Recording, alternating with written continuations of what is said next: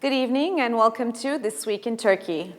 The management of Istanbul Zahir University, whose founders include former Prime Minister Ahmet Davutoğlu, has been turned over to Marmara University.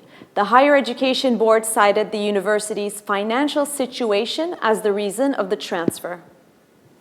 On December 19, the Higher Education Board released a statement in which it announced that Marmara University will take over the university's administration as its guarantor. Since it has been understood that the university's current financial situation has made the education and training activities unsustainable and will worsen the damage on the academic and administrative personnel, and that the disruption of the education and training activities is now inevitable, it has been decided that Istanbul Zahir University's official authorization be temporarily halted and its management be turned over to its guarantor, Marmara University, YÖK said. During this period, both YÖK and Marmara University will pay utmost attention and sensitivity for students not to be negatively affected, said the statement further.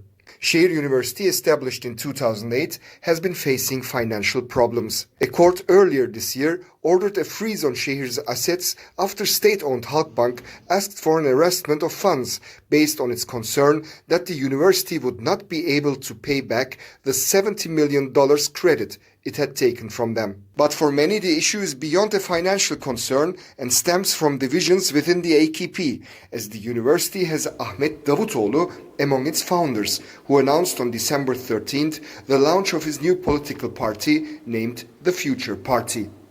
In an 86-8 vote, the U.S. Senate passed the National Defense Authorization Act on Tuesday, sending the legislation to President Trump.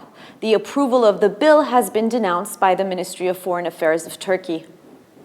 The defense spending bill bans the delivery of F-35 fighter jets to Turkey over the country's purchase of S-400 air missile defense system from Russia, which employ radar systems U.S. officials claim pose a security threat to NATO's next-generation fighter jet. The bill also contains provisions on sanctions meant to block the construction of the Nord Stream 2 gas pipeline that would create an underway pipeline under the Baltic Sea from Russia to Germany, linking Russia and EU markets. This has been read as a potential precedent for future sanctions on Turkey, which is preparing to open the Turk Stream gas pipeline with Russia in January.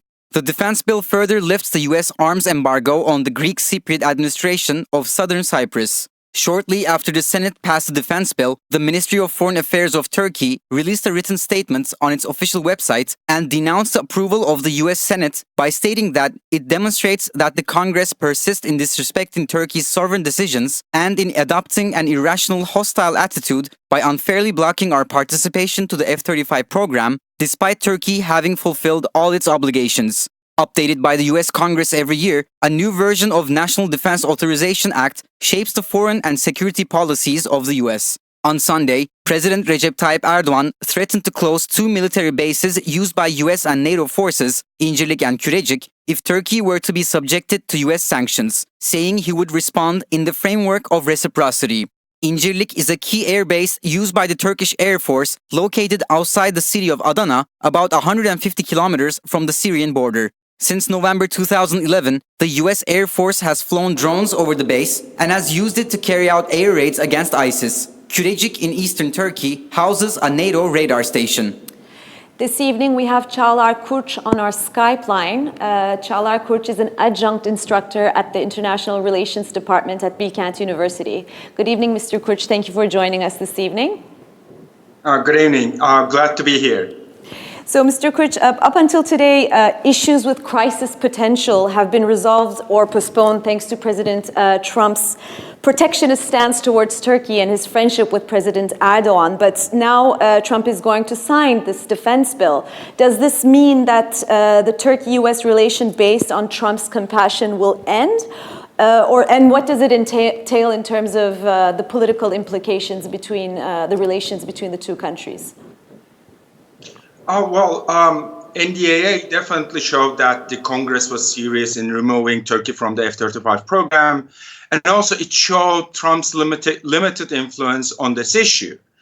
However, under NDAA, there is still a chance for Turkey to return to the program, but it is conditional. So if Turkey wants to get back to the program and receive its F-35s. It needs to, well, basically get rid of the S-400 system that it received, and it needs to provide credible assurances that it will not buy or receive future S-400 systems. At this point, I mean, as I said, Trump is limited, and at this point, Trump could not do anything. And also, there's a unified front in the Congress against Turkey, especially in this respect. But however, what's really more concerning is that there are other bills, and especially there's this bill still in the Senate called Promoting American National Security and Preventing the Resurgence of ISIS Act, which, if it enacted, requires President to impose 5 or more sanctions within the CAATSA. So under these circumstances, we cannot really say that it's the end of Trump's compassion towards Turkey, because his hands are tied. He has a very limited wiggle room here. And until now, he did his best to protect Turkey. But this whole strategy, depending on Trump to change the behavior of United States institution, shows that depending or basing everything on the personal relations have its limitations, and it's not a strong path to follow. Mr. Gooch, could you tell us why this purchase, the S-400 missile system purchase, is so controversial to begin with? Is Turkey really risking its position within the NATO military alliance by having conducted this purchase? Actually, there are 2 points here. One point is about technical issues. So, and the second point is more of a political issue. So, on the technical front, United States argued that the purchase of S-400 system and usage of F-35s and S-400s in close proximity would create security problems. They feared that Russia could acquire sensitive data on 35, which would compromise the effectiveness and security of F-35s, as well as the countries that are using this fighter plane. Well, on the other hand, Turkey tried to persuade the United States that using both S-400s and F-35s in the same area, or not in the same area, but in Turkey, would not create security compromises. So whether we believe these technical arguments or not, it's not that important. What's really important is that U.S. decision makers and the U.S. Congress, their behavior is determined by this fear of security breach. So this is one side of the argument that the United States put forward and didn't back down. The second one is about the political side of it.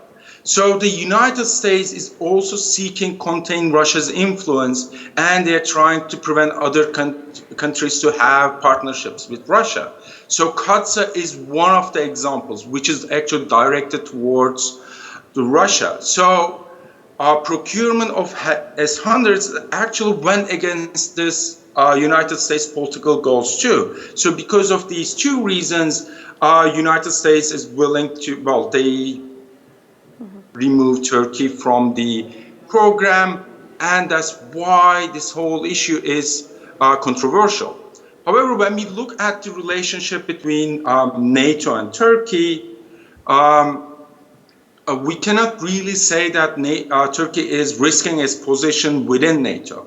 Because when we look at the declarations of the NATO General Secretary Jens Stoltenberg, he argued that the role of Turkey is much broader than F-35 and S-100s, because he argued that Turkey provided bases, infrastructure, and played a key role in NATO's operations. Turkey sent troops to different missions and operations. So within NATO, despite this S-400 and F-35 debacle, Turkey still is a valuable partner. The whole issue strains the relationship between the United States and Turkey, basically. And what does it entail for Turkey to be excluded from the F-35 program? Well, basically, Turkey is not going to get its planes. Turkey placed, if I'm not wrong, 100 planes into the program. But also, Turkey will be removed from the production chain and maintenance network of this program. Well, there are two implications for that. The first one is that Turkey's Air Force modernization and force planning was based on the F-35s. So when Turkey removed from the F-35 program, this means that Turkey needs to change its force planning, which also means that Turkey has to depend on aging F-16s and F-4s until Turkey's own TFX is ready. This will definitely put more pressure on the existing fleets. The second issue is that Turkish defense industry is going to lose work share because they will be removed from the program and they will definitely suffer some financial loss, well, future loss, let's say, because the participation of the Turkish companies and the profit was estimated around $12 billion. So Turkey would not get this money if it's removed from the program. Okay. And this week, President Erdogan threatened to actually shut down the İncirlik Air Base and the Gürbüz radar station. Should these threats be considered seriously? In terms of İncirlik Air Base, I will take these threats, this threat seriously, because in the past, Turkey shut down American bases, which means that there's a precedence.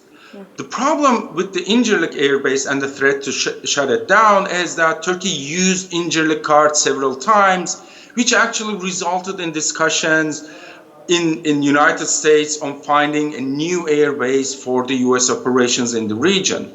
This shows that Turkey's threat of shutting down the İncirlik Air Base has weakened as a bargaining chip. However, Krecik Radar Station is a different ball game. Why? Because Krecik Radar Station is not about the United States. It's about NATO and its ballistic and air defense system. Radar at Krecik plays a significant role and is actually very difficult to replace. So from one side, it's actually really good bargaining chip. But on the other side, there are risks associated with that. Shutting down Krecik Radar Air Base would put Turkey actually at odds with other NATO allies because now their security is threatened. So actually shutting down the Krecik radar base actually weaken it could weaken Turkey's position in NATO. So what are your projections regarding the steps President Erdogan will take up next? Will he continue to escalate these tensions or will he choose the route of dialogue? We would definitely see a continuation of escalation because especially the recent declarations from the Turkish government proved Turkey's willingness to escalate. And also we should keep in mind that the S-400 procurement has become a very public issue and it was connected to the sense of national pride. So backing down from this procurement, which United States really wants, would likely create a public backlash in Turkey. So this limits what the Turkish government can do, and they would not like to take that risk. So therefore, Turkey would not back down from the S-400 purchase. But on the other hand, we also see that the United States would not back down from the F-35 issue. So, and both sides would try to, they started to play the game of chicken. However, this escalation would not bring any benefit to either side. And this crisis could be solved if both sides realize that neither side is backing down and just accept the fact that Turkey got the S-400 and not getting F-35, and they need to try another way. They need to find another avenues. For example, I don't know, maybe increasing defense industrial cooperation, maybe United States can provide better deals on different air defense systems. So they need to find another avenue to cooperate with each other and mend their relationship. Okay. Thank you very much, Mr. Kurç, for joining us this evening and for your insights on the matter. Thank you. It was a pleasure. Former Justice and Development Party deputy for Istanbul, an independent member of parliament for Istanbul since October 2019, Mustafa Yeneroğlu was Medyascope's editor-in-chief Ruşen Çakır's guest this week. Yeneroğlu spoke about his resignation from the AKP, the turmoil within the party, and the current state of fear ruling in Turkey.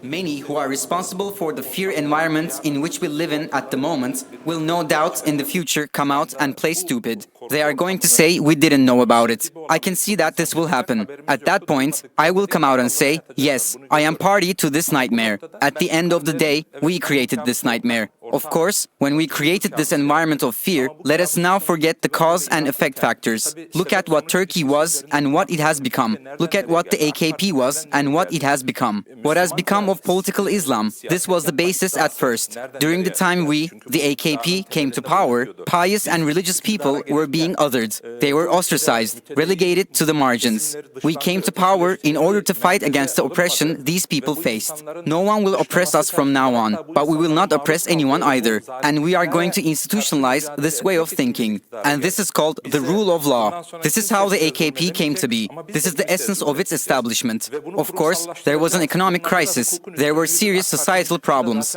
But this was the starting point of the AKP, and this is why it was received with interest by the population. So we have to correctly evaluate where all of this has come. When doing this evaluation, we should not dismiss the intellectual capacity of the forerunners of this movement. How well did we know the world? How well did we read the 90s? How well did we approach the authoritarian past of the Republican People's Party? How well did they face it? Learning from the past would have meant to no longer follow politics of vengeance. But instead, what happened? We ended up continuing the very system which was unable to establish a democratic culture. We didn't sincerely question it. If we had, then we could have developed a system in which everyone was at peace. No one feared the other. A system based on the values of the republic. But we couldn't do that. A fear republic has been established at this point.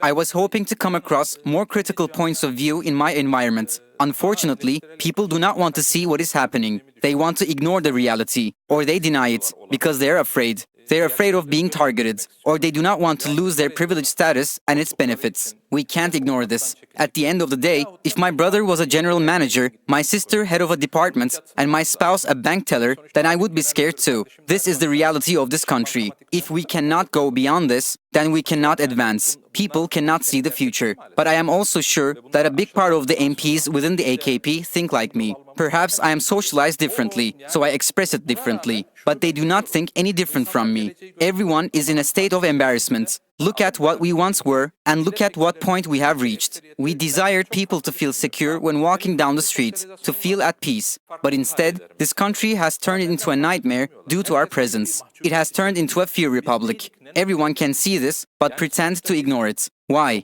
How else will they live with themselves? How else will they go on? So they're only fooling themselves. When I resigned from the party, I received more support than I ever expected, both from within the AKP on all levels and from the population. I received so many messages that I could not even respond to all of them. The messages read, "Do not give up on politics. You have to fight back. You have to say these things louder. I am at peace. I am not on a quest for vengeance." When I resigned, I wrote a letter to Mr. Erdogan, expressing everything that was going on inside of me. I didn't look at the letter twice. I didn't want the letter to be calculated.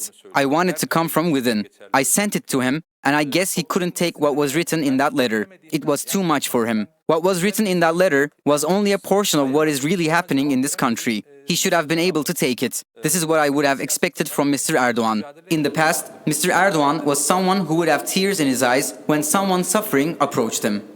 The Ministry of Interior has appointed trustees to the People's Democratic Party's municipalities of Bulanık, Varto, and Erentepe in the eastern province of Muş, and to the main opposition Republican People's Party's district municipality of Urla in the western province of İzmir. Bulanık District Co-Mayor Adnan Topçu, Varto District Co-Mayor Ülkü Karaaslan Baytaş, and Erentepe Town Co-Mayor Dilaver Kesik have been replaced with state-appointed trustees by the Ministry of Interior. The three co-mayors have been detained on charges of aiding a terrorist organization and making terrorist propaganda on December 17. CHP's Urla Mayor İbrahim Burak Oğuz has also been dismissed and replaced with a trustee by the ministry. On December 16, Oğuz was arrested on the charge of being a member of the FETÖ terrorist organization. Republican People's Party chairman Kemal Kılıçdaroğlu has slammed the arrest. There is no democracy, no law in Turkey. Everything is being implemented with the will of just one person. We are not going to take a step back because our mayor has been arrested, Kılıçdaroğlu said during an interview to private broadcaster KRT TV. The Ministry of Interior has replaced the co-mayors of 31 HDP municipalities with trustees since the last local elections on March 31st, 2019. Arrests have been made in 7 municipalities. Justice Minister Abdulhamit Gül has sent an updated version of the 2015 circular on male violence against women to the Council of Judges and Prosecutors and all chief public prosecutors throughout the country. The circular, entitled Protection of the Family and Prevention of Violence on Women, envisages that specialized prosecutors at the Offices for Domestic Violence and Violence Against Women will examine the incidents of male violence, and more offices will be opened throughout the country. The circular also contains detailed prosecution procedures in case of violence against women. The investigation into these cases will not be directly transferred to law enforcement offices. Instead, prosecutors will order law enforcement officers to investigate the cases after taking details of testimony from victims. The circular introduces treatment for anger management and stress for men who inflict violence. The authorities will take all measures to prevent leaks of materials related to the investigations to social media and fully respect the right to privacy. However, according to lawyer Selin Nakıpoğlu, this article of the circular could be interpreted as concealing violence and prevent people from speaking up against male violence. For the most part, there is nothing new. These regulations are already included in the Istanbul Convention. The problem is the non-implementation of this convention, Nakıpoğlu added. Turkey ranked 130th out of 153 countries in the World Economic Forum's Global Gender Gap Index 2020. It stood at the same place as last year's index. Turkey ranked 136th in economic participation and opportunity, 13th in educational attainment, 106th in the wage gap, 64th in health and survival, and 109th in political empowerment in the 2020 index. Iceland retained the title of the world's most gender-equal society for the 11th straight year. It was followed by Norway, Finland, Sweden, Nicaragua, New Zealand, Ireland, Spain, Rwanda, and Germany. The worst-performing countries on the list are Oman, Lebanon, Saudi Arabia, Chad, Iran, Democratic Republic of Congo, Syria, Pakistan, Iraq, and Yemen. The WEF also has a gender gap calculator, which enables people to see the situation in their countries. According to the calculator, a 30-year-old woman in Turkey would be 196 years old when the country achieved complete equality. For every single US dollar a woman earns, a man earns $2.27. Women also trail behind men in participation in the labor force and in literacy rate.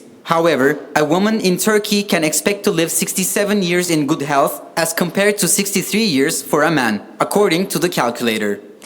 According to the labor force statistics released by the Turkish Statistical Institute for September 2019, the number of unemployed people has become 4,566,000, marking an annual increase of 817,000. The unemployment rate has reached 13.8%.